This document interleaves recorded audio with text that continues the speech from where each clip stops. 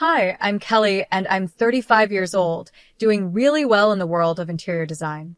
For the longest time, I thought I had the perfect family. My brother Paul and I have always been close, and we were raised to be tight-knit, always supporting each other. But everything changed when Paul met Maria. One day, Paul called me up, excited as ever. Kelly, you won't believe it. I've met the most amazing woman. He was practically glowing through the phone. I was genuinely happy for him. Paul and I always shared everything, so hearing about this new chapter in his life made me excited too. Fast forward 5 months, and suddenly Paul dropped a bombshell. We're getting married, he announced one morning over coffee. I almost choked on my drink. Married? Paul, you barely know her. I tried to hide my shock, but he was completely head over heels in love with Maria. The wedding was a whirlwind, happening so fast, and before I knew it, I had a new sister-in-law. At first, Maria seemed lovely. She was all smiles, very polite, and appeared to fit right in with the family. But honestly, something about her felt a little off to me.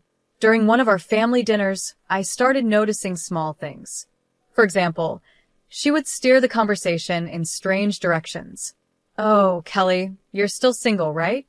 Don't worry. I'm sure you'll find someone eventually." She said it with a smile, but there was always this tiny hint of judgment underneath her words. I tried to ignore it at first, but the comments kept coming. Every time, they were sugar-coated, but there was always a little sting to them. It was as if she was subtly trying to bring me down. One day, I was helping Mom in the kitchen, and I overheard Maria talking to Paul in the next room. "Honey, don't you think Kelly's job is a bit unstable?" "I'm just concerned about her future," she said. That hit me hard. I had worked so hard to build my business from scratch, and it was thriving. To hear her question my career, like that made my blood boil. Things only got worse from there. At Paul's birthday party, Maria accidentally spilled red wine on my brand new dress. "Oh, I'm so clumsy," she said, laughing. "But don't worry, it probably wasn't that expensive, right?" I smiled through it, but inside, I was furious. It felt intentional, like she was trying to humiliate me. Later that night, I vented to my best friend, Rachel. "Something's not right with Maria," I said, frustrated. Rachel nodded in agreement. "I've noticed it too. The way she looks at you when she thinks no one's watching, it's like she's sizing up the competition," Rachel said. That made me pause. Was I imagining things, or was Maria really trying to get between me and my family? I sighed. But Paul's so happy, and Mom and Dad love her. Am I just overthinking this? Rachel looked at me seriously. "Trust your gut, Kelly. Keep your eyes open." That stuck with me, and from that point on, I started paying more attention. Slowly, I watched as Maria inserted herself deeper and deeper into every part of our family life. She volunteered to help Dad with his finances, constantly offering critiques about how he managed things. She reorganized Mom's entire kitchen, claiming it would be more efficient her way. Little by little, she was changing everything, and no one seemed to notice but me. What worried me most, though, was how Paul started to change. My brother, who used to be so outgoing and full of life, became quieter and more reserved. Whenever we'd talk, he would always defer to Maria's opinion, like he couldn't make a decision without checking with her first. It was so unlike him, and I couldn't shake the feeling that something was terribly wrong. One afternoon, while out shopping with Mom, I tried to bring it up. "Have you noticed anything strange about Paul lately?" I asked. Mom just smiled and shook her head. "Oh, you're overthinking it, dear. Maria's been wonderful to him." But I wasn't so sure. Something was changing, and I had a sinking feeling that Maria was behind it. I just didn't know how to make anyone see it before it was too late. I decided to talk to my mom about what was happening. "Mom, have you noticed anything different about Paul lately?" I asked, trying to keep my voice steady. She hesitated for a moment before replying, "Well, he's married now. Change is normal, sweetheart." "But, Mom," I pressed on, "it's like he's not even the same person anymore." Mom gave me a soft smile. "You're just not used to sharing him. Give it some time." I wanted to believe her, but time only made things worse. Every family gathering turned into a battlefield of passive-aggressive comments and tense moments. I tried to keep the peace, biting my tongue when Maria would make one of her snide remarks. But the stress was getting to me. My work started to suffer. My designs weren't coming together, and I found myself losing sleep night after night. One evening, after a particularly rough family dinner where Maria had subtly criticized everything from my outfit to my latest design project, I broke down in my apartment. I couldn't hold it in anymore. The tears flowed, and I felt completely overwhelmed. Just as I was starting to pull myself together, my phone rang. It was Rachel. "Kelly, are you okay? You seemed off at dinner," she asked, her voice full of concern. I couldn't hold back anymore. Everything I had been bottling up for months spilled out. I told her about my suspicions, my fears, and how I felt that Maria was slowly isolating Paul from the rest of us. Rachel listened patiently, and when I finished, she spoke firmly. "Enough is enough, Kelly. It's time to start digging. There's more to Maria than meets the eye, and we're going to find out what it is." As I hung up the phone, I felt a strange mix of determination and dread. I loved my family, and I would do anything to protect them, even if it meant exposing the person who had slowly infiltrated our lives, hiding behind a friendly smile. Little did I know things were about to get much, much worse. The annual family barbecue at my parents' house was supposed to be a day of relaxation and bonding, but instead, it turned into a nightmare that I'll never forget. Everyone was gathered in the backyard. Dad was at the grill, Mom was setting out salads, and Paul was helping Maria with her chair. I was chatting with my cousin when Maria's voice cut through the noise, interrupting us. "Kelly, sweetie, could you grab me a drink? You're not doing anything important, right?" Her words stung, but before I could respond, Mom called everyone to the table to eat. The tension was already building, and as we sat down for the meal, it only got worse. Throughout dinner, Maria kept making little jabs. "This potato salad is delicious, Mom. Much better than the store-bought one Kelly brought last time," she said with a smirk. That was it. I couldn't stay silent any longer. "At least I contribute something, Maria. What exactly do you bring to these gatherings besides criticism?" I shot back. The entire table went silent. Maria's eyes narrowed, and with a cold smile, she responded, "Well, I bring class for one thing. Something you clearly lack." Before I could stop myself, the words flew out of my mouth. "Class? Is that what you call being a manipulative bee?" "Kelly," Paul's voice cut through the tension, shocked by my outburst. But I didn't care anymore. I was tired of biting my tongue, tired of pretending everything was fine. Maria stood up from the table, tears welling up in her eyes. "I can't believe you'd say such things after everything I've done for this family," she cried dramatically before storming off. Paul, of course, followed her without a word. I sat there, fuming, as my parents gave me disappointed looks from across the table. I knew they thought I had crossed a line, but I didn't regret what I had said. Maria had pushed me too far, and I couldn't hold it in any longer. Later, after most of the guests had left, I sat alone in the backyard, replaying the entire evening in my mind. What had I done? Would things ever be the same with Paul again? And more importantly, how would I ever get my family to see what Maria was really doing to us? As I was helping to clean up after the family barbecue, Maria cornered me in the kitchen. Her tone was cold and threatening as she whispered, "Listen here, you little nobody. Paul is mine now, and soon, this whole family will see you for the jealous, pathetic person you are." I was stunned by her words. "You're delusional, Maria," I replied, trying to keep my cool. That's when things escalated. Maria grabbed a fistful of my hair and yanked it hard. "Am I?" she hissed, pulling me toward the living room. "Let's see what Paul thinks about his precious sister now." She dragged me by my hair into the living room, where Paul was sitting, chatting with Dad. "Paul, look what your sister did," Maria cried out, putting on her best act of an innocent victim. "She attacked me." Paul turned around, his eyes wide with shock. "Kelly, what the hell?" he said, disbelief clear in his voice. I tried to explain, but Maria's fake tears and dramatic performance drowned me out. Paul wasn't even listening. His anger was directed at me, not her.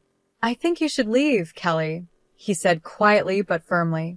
Humiliated and furious, I grabbed my things and walked out, my heart heavy with frustration. The next day, Rachel came over to find me still in my pajamas, surrounded by empty ice cream containers. I was emotionally drained, replaying the awful scene in my head over and over again.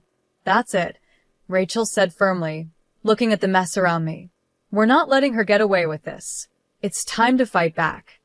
Over the next week, Rachel and I started digging into Maria's past. We searched for anything that could reveal her true character. It didn't take long before we found inconsistencies in the stories she had told us. The college she claimed to have graduated from had no record of her. The company she said she worked for? It didn't even exist. But the biggest break came by chance. While grabbing coffee one afternoon, I bumped into a woman named Amy. She introduced herself as one of Maria's former coworkers. Oh, you know Maria? Amy asked, looking curious. How is she? Still ruining lives, I assume? My heart raced. What do you mean by that? I asked cautiously. Amy sighed and started telling me everything. Maria had a long history of causing chaos wherever she went.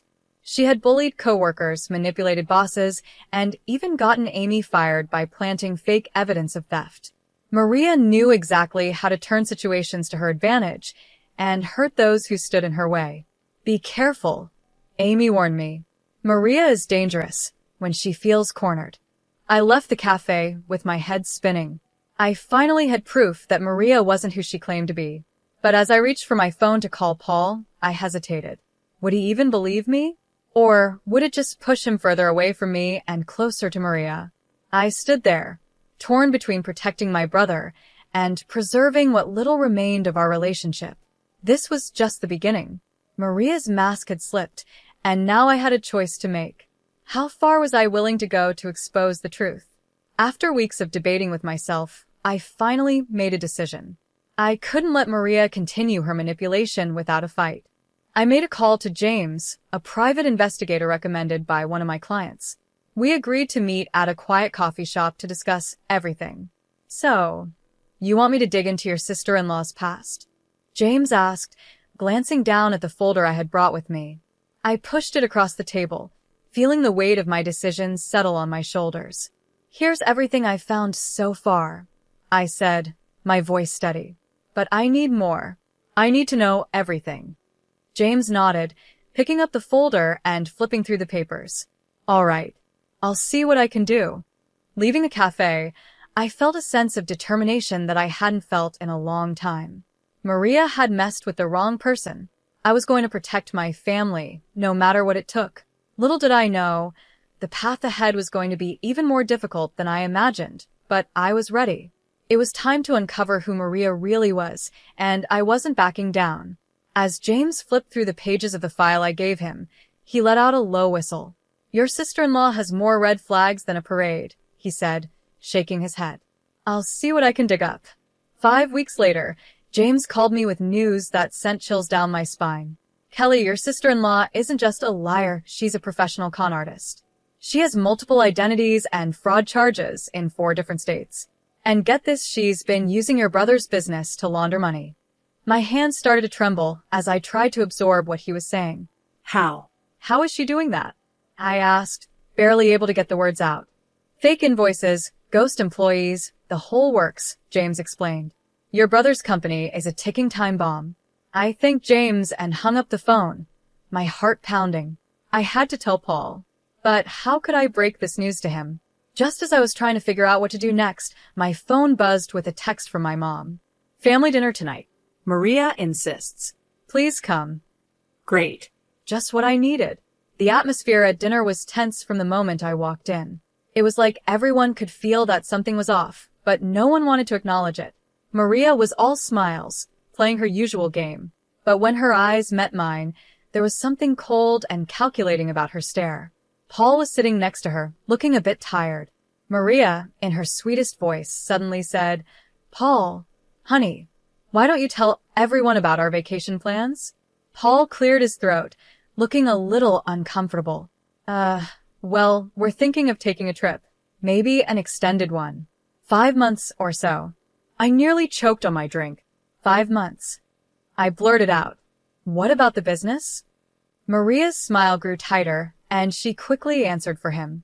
Oh, Paul can run things remotely.